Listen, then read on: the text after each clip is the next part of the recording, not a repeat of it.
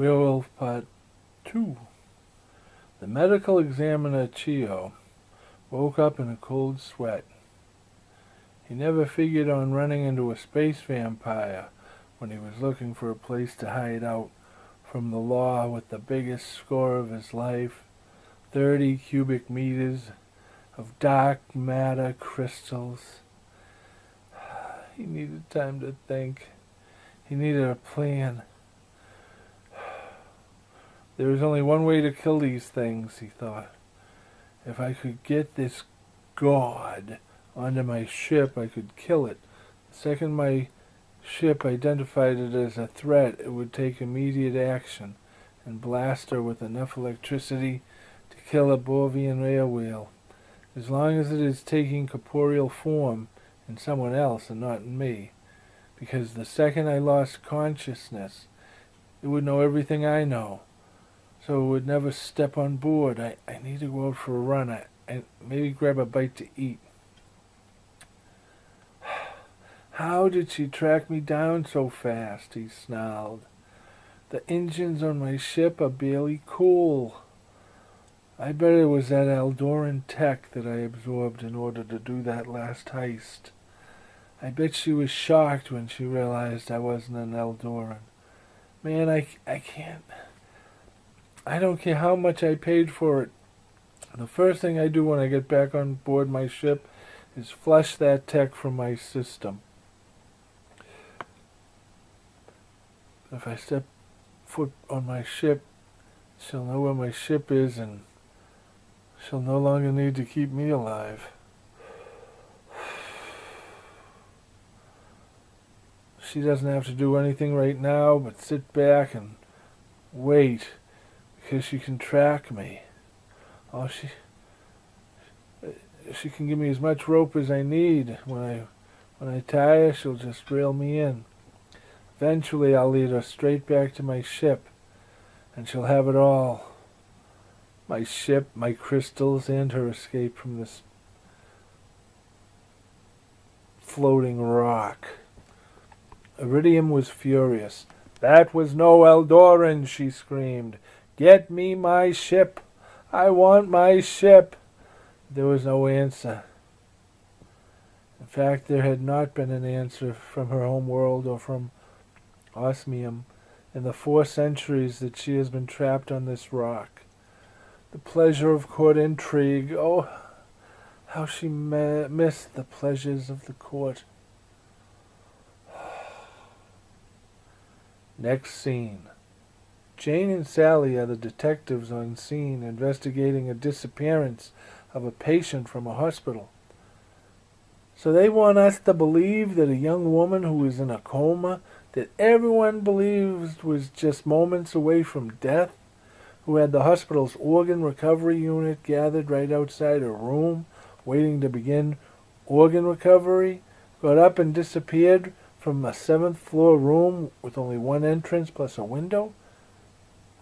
Asked Jane. Yup, said Sally. Well, looking at the doctors, definitely not the kind of people you want to mess with, all VIPs. Let's box everything up and get it back to the station. Take everybody's name, tell them we'll let them know if they can be a further... That's it, are you kidding? Yeah, it is, Sally. With all these witnesses, VIPs, believe me, the brass will take this away from us the moment they hear about it.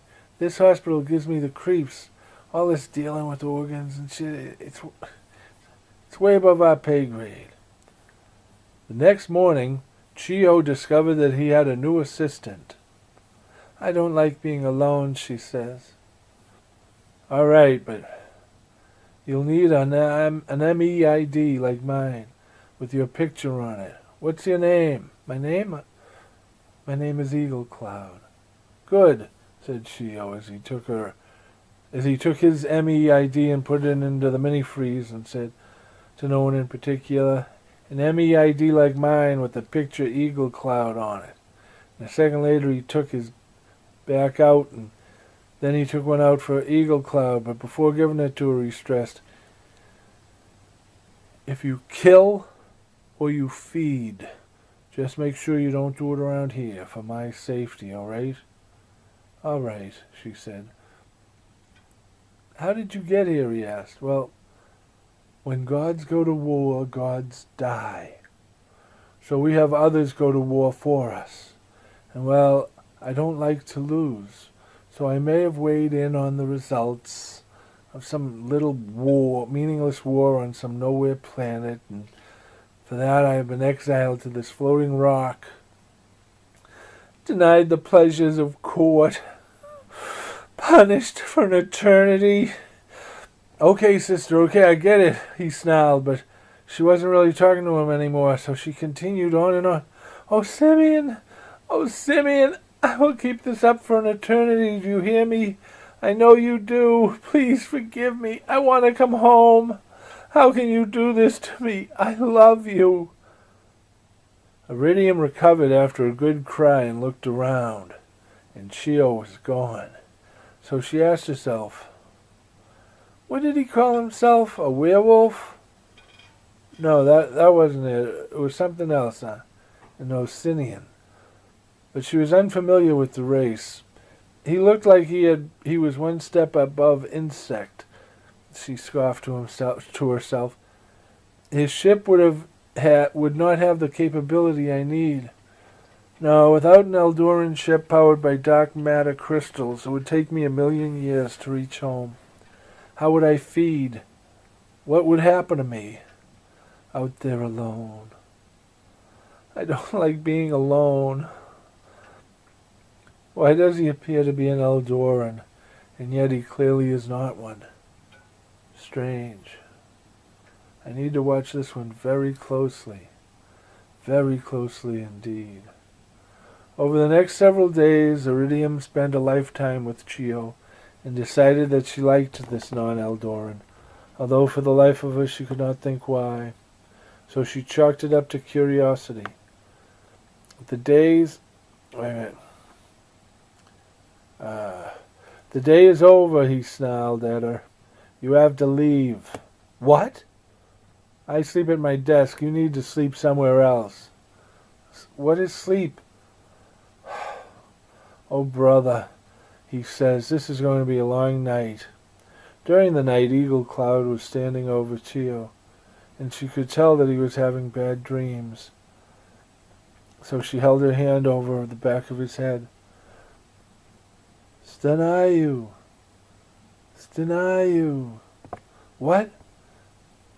Said Cheo. No one knows me by that name on this planet. Who are you? Stanayu. Surround yourself with a new pack. Find a new love. It is time to let me go.